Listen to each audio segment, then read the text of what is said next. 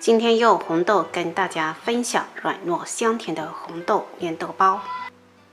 这是我提前泡了1晚上的红豆，再将它简单清洗一下。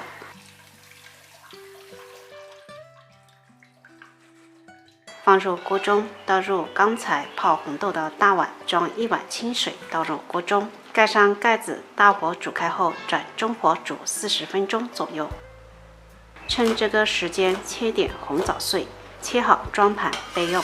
将红豆煮汁用手一捏就碎就可以了。咱们将煮好的红豆捞出，直接装碗中，加2大勺白糖，用勺子拌均匀。喜欢吃甜的可以多加点。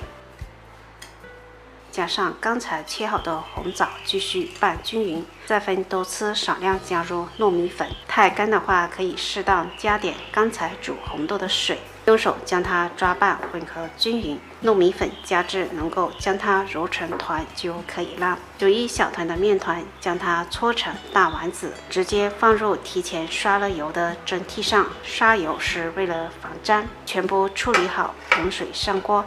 盖上盖子，大火煮开后转中小火蒸15分钟左右，咱们的红豆粘豆包就蒸好了。口感软糯清香，超好吃。喜欢吃的朋友可以一次性多做一点，吃不完的可以冷冻保存，吃的时候再热一热。喜欢的朋友可以在家试一下。